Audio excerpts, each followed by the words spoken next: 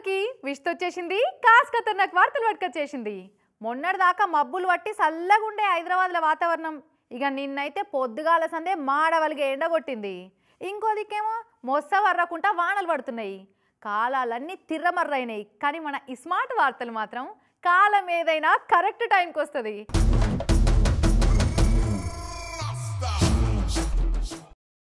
తన కోపమే తన శత్రువు, తన శాంతమే తనకు రక్ష, దయ చుట్టంబౌ తన సంతోషమే స్వర్గం, తన దుఃఖమే నరకమండు తథ్యము సుమతి అని నాడు సుమతి శతకం పద్యం ఉత్తగానే చెప్పలే, గిసోటి చూసే చెప్పిర్రు.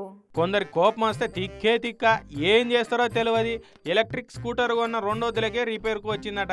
ఇక ఎన్ని మాటలు వచ్చినా పట్టించుకుంటలేరని షోరూమ్నే గాలబెట్టిండు ఓపిక చచ్చిపోయిన ఒక కస్టమర్ ఆయన. కర్ణాటక కలబుర్గి కాడుండే మహమ్మద్ నదీం అనేటైనా 1,50,000 పెట్టి కరెంటు ఛార్జింగ్ స్కూటర్ కొన్నాడట 20 రోజుల కింద.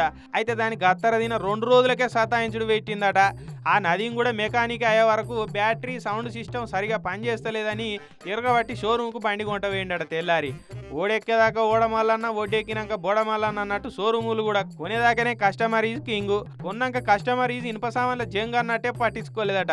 1,50,000 పోసి కొన్న బండి తెల్లారే సతాయిస్తే ఎట్లుంటుంది ఆ బాధ. 4-5 సార్లు షోరూమ్కి పోయి సగపెట్టురని ఏంటవాట ఏహపోవయా అన్నట్టు తిరిగి మాట్లాడిరట. అంతే ఇక నదీంకు బీపీ టాప్కు లేచింది. మీకు ఇట్లా కాదిగా ఆగుర్రని ఆయన పెట్రోల్ తెచ్చి నడి షోరూంలోనే బండిని అటు పెట్టిండిగా. కాతం ఆ బండే కాదు, షోరూంలోనే ఇంకో 6 బండ్లు కూడా తలగబడ్డాయి. 8.5 లక్షల ఆస్తి నష్టమైందట. ఇక ఫైర్ ఇంజన్ వాళ్ళు వచ్చి మంటలు ఆరిపోయారు.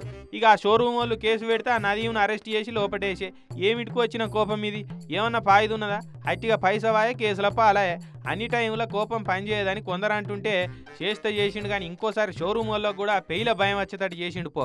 లేకుంటే మేము కూడా ఇన్నొద్దుల సంధి ఎంత తిరుగుతున్నాం ఏం కథ ఈ బండి చుట్టూ, మాకు గిట్లనే పట్టించుకుంటలేరని బాధిత కస్టమర్లు కూడా మంచి పని అయిందని కసిదీరం మురుస్తున్నారట. ఇక మొన్న విజయవాడలా వరదలొచ్చి ఎంత ఆగం పట్టించినాయో చూసినాం కదా నోళ్ళ. చాలా మంది ఇండ్లు మునిగిపోయినాయి. ఇక బండ్లు అయితే నీళ్ళల్లో కొట్టుకపోయినాయి. కొందరు బండ్లు అయితే ఉన్న కాన్నే మునిగి అక్కెర రాకుండా అయినాయి. ఇంజన్లకు నీళ్ళు పోయి ఇనుప సామాన్లకు వేసినట్టు అయినాయి. కొన్ని బాడీ డ్యామేజ్లు అయి బరువు మీదేసినాయి. ఇక ఇన్సూరెన్స్లు ఉన్నోళ్ళు ఏం ఫికర్ పడే పని లేదు. కంపెనీలతో మాట్లాడి జల్దీగా క్లెయిమ్ అయ్యేటట్టు చేస్తా అని సీఎం సార్ చెప్పిండు కదా. అన్నట్టే కంపెనీ వాళ్ళందరినీ ఒక్కతానికి రప్పించి పబ్లిక్కు సగం రంది వాపిరు సర్కారు వాళ్ళు. బాబు సార్ అంటే బాబు సారే పోరి. విజయవాడ వరదల బండ్లాగమైన కోసం 27 ఇన్సూరెన్స్ కంపెనీలను ఒక్కతానికే రప్పించిండు. కార్లు, సైకిల్ మోటార్లు, ఆటోలు, ట్రక్కులు, దుకాణపోలు ఇట్లా ఇన్సూరెన్స్ ఉన్నోళ్ళు ఎవరైనా సరే వచ్చి ఇన్సూరెన్స్ కంపెనీ వాళ్ళని కలిసి వివరాలు అప్పచెప్తే చాలు జల్దీగా క్లెయిమ్స్ ఇప్పించేటట్టు ఇగ్రం చేయించింది ఏపీ సర్కారు.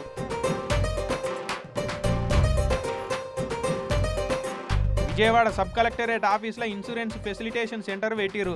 ఇక వరదల బండ్లు కొట్టుకపోయిన వాళ్ళు, బండ్లు ఖరాబ్ అయిన వాళ్ళు అందరేకం వీడికి లైన్లు కడుతున్నారు. ఎక్కువ మంది అయితే కార్లోళ్ళు, ఆటో వాళ్ళు, క్యాబ్ వాళ్ళు, బైక్ వాళ్ళు వస్తున్నారట. ఇక అట్లనే షాపుల మీద ఇన్సూరెన్స్ చేసిన వాళ్ళు కూడా మాకు చాలా ఆస్తి నష్టమైందని ఫోన్లలో ఫోటోలు పట్టుకొని వచ్చి చూపిస్తురట. 100 కోట్ల పైగా విలువైనటువంటి క్లెయిమ్స్ వాల్యూ రిజిస్టర్ చేయడం జరిగింది. 500 క్లెయిమ్స్ వరకు కూడా స్పాట్లో పరిష్కారం చూపించడం జరుగుతుంది. అండ్ డాక్యుమెంట్స్ మీరు సబ్మిట్ చేసినట్టయితే ఎంత తొందరగా అవకాశం ఉంటే అంత తొందరగా క్లెయిమ్ని మీకు పొందే అవకాశం ఉంటుంది. ఇక కంపెనీ వాళ్ళు కూడా ఇది లేదు అది లేదు దానికి ఇన్సూరెన్స్ రాదు ఇది క్లెయిమ్ కాదని మామూలు రోజుల్లో పెట్టినట్టు ఎక్కువ కొర్రీలేం పెట్టకుండా మంచిగానే క్లెయిమ్స్ ఇప్పిస్తురట. మరి వరదల బండ్లు, దుకాన్లు నష్టపోయిన వాళ్ళకు ఇట్లా ఇన్సూరెన్స్ వస్తే ఎంత ఉప్పోస్ అవుతుంది ఏం కథ. నెత్తి మీదకి వెళ్ళి సగం బరువు దిగినట్టే ఉంటుంది.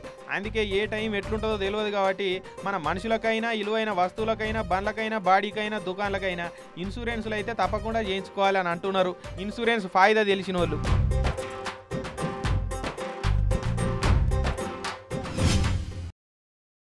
అరే అవతలి గల్లోని కంటే మన మండపమే మస్తు హైలైట్ ఉండాలిరా.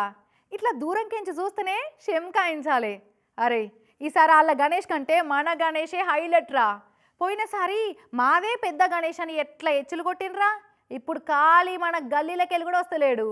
అట్లుంటుంది మరి మనతోటి. అనిగో గల్లీల పొంటి గణేష్ మండపాలు పెట్టే కొందరి పోటీ గిట్లుంటుందో వాళ్ళ. కానీ గట్ల పోటీలకు పోకుండా సాటి మనుషులకు పాటేటట్టు గివీళ్ళు ఏసోంటి ఇగ్రం చేసిరో చూడుర్రి. సిద్దిపేట జిల్లా దుబ్బాక పట్టణంలో యువకిరణం స్పోర్ట్స్ అసోసియేషన్ వాళ్ళు పెట్టిన గణేష్ మండపం ఇది.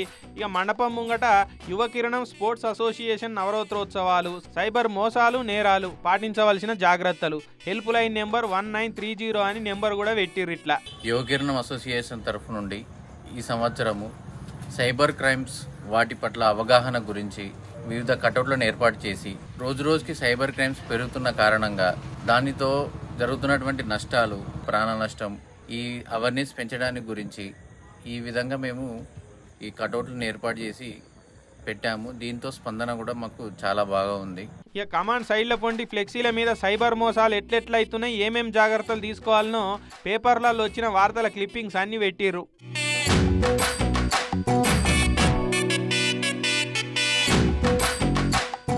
మరి ఇక నిన్నీయాల సైబర్ మోసాలు ఎట్లయితున్నాయి ఏం కథ?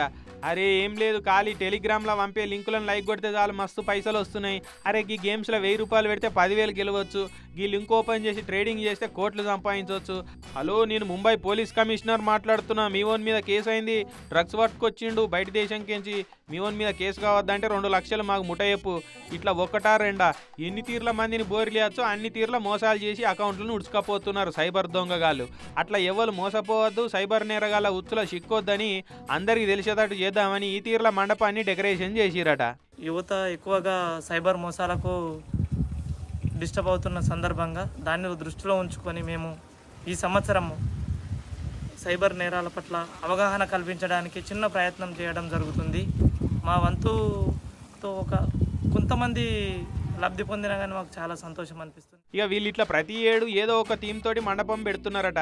భక్తికి భక్తే కాకుండా 10 మందికి ఫాయిదా అయ్యేటట్టు ఇన్ఫర్మేషన్ కూడా ఇస్తుండే వరకు అందరు ఇచ్చాంద్రపోయి చూస్తురట. ఇక వీళ్ళు పెట్టిన మండపం సంగతి తిరగాయి. అటు ఆర్టీసీ ఎండి సజ్జనార్ సార్ కూడా మస్తు తారీఫ్ చేయబట్టిండు. మంచి పని చేసిరా అని మెచ్చుకున్నాడు. అందరూ కూడా సైబర్ నేరాల మీద అవగాహనతోటి ఉండాలి. మోసపోయిన వాళ్ళు 1930కు ఫోన్ చేసి కంప్లైంట్ ఇవ్వాలని చెప్పుకొచ్చిండు. ట్రెండ్కు తగ్గట్టు సైబర్ నేరాల మీద మండపం పెట్టుడైతే మస్తున్నది కదా.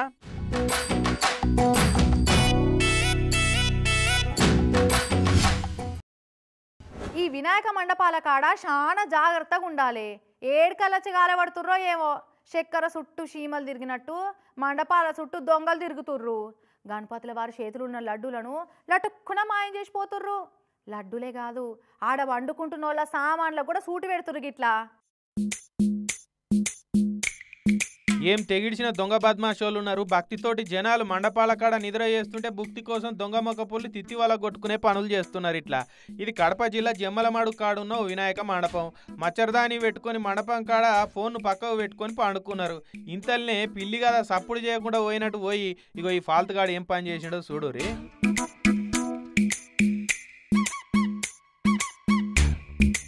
మచ్చరదాని జిప్పు తీసిండు, లట్కన ఫోన్ అందుకున్నాడు, పక్క పొంటే ఉన్న గోడ దుంకి పారిపో చూసిండు.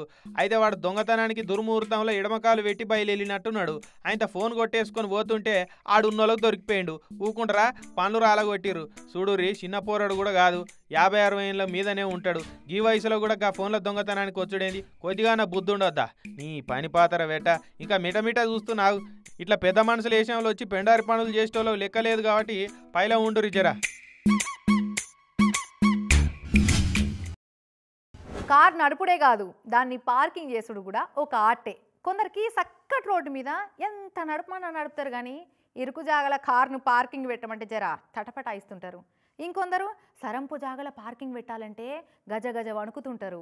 ఇక మాల్స్కు పోయినప్పుడు సెల్లార్లకెళ్ళి కార్ను మీదికి తెస్తుంటే కూడా కొందరికైతే డక్డక్మంటుంటుంది.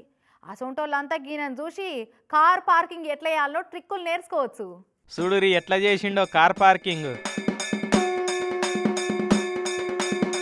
ఒరే అట్లెట్లెక్కిచ్చినవరా నాయన కారును అనిపిస్తున్నదిలే. మరి అందుకే చెప్పేది, ఈఎంఐల కారు కొనుడే కాదు, కారుని ఇట్లా హోటల్ మెట్లెక్కిచ్చి డోర్లలో ఇరికిచ్చే ఎగురం కూడా తెలవాలనేది. అన్నా బ్రో బ్రదర్ ఎవరో కానీ అల్ట్రా ప్రో మ్యాక్స్ డ్రైవర్ ఉన్నట్టున్నాడు కదా, కొత్త కారును సరికొత్తగా పార్కింగ్ చేసి రికార్డు కొట్టిండుకో. ఉత్తరప్రదేశ్ ఆగ్రాలో అయింది ఆగం పార్కింగ్. ఒక ఆయన రెస్టారెంట్లో తినేతందుకు పోయి డైరెక్ట్ టేబుల్ దగ్గరికే కారును ఓనిద్దాం అనుకున్నాడో ఏందో కానీ మెట్లెక్కిచ్చి డోర్ల నడుమ కారు నిరికిచ్చిండు. ఇట్లా పాపం రెస్టారెంట్ వాళ్ళు కూడా ఇటువంటి కస్టమర్ ఒక ఆయన వస్తాడని తెలియక రోడ్డు పక్కకే రెస్టారెంట్ను కట్టినట్టున్నారు. లేకుంటే ఆగ్రాల 400 ఏళ్ల కింద మొఘల్స్ రాజులు వేయించిన రోడ్ ఏమన్నా రెస్టారెంట్ లోపటి నుంచి ఉన్నదని కనిపెట్టిండో ఏందో కానీ కారునైతే హోటల్ అనే ఇట్లా పార్కింగ్ చేసిండు. నయం ఎయిర్ బ్యాగ్స్ ఓపెన్ అయ్యి అమ్మయ్య అని ఎయిర్ వీల్చుకున్నారు అందరూ. లేదంటే భయ్య ఈ పాటికి యమలోకం టోల్ గేట్ కాడ ఉండేటోడు. ఇవి అటు స్మార్ట్ వార్తలు. రేపు మళ్ళీ కలుద్దాం. అప్పటివరకు ఏం చేస్తారు? చూస్తూనే ఉండండి TV9.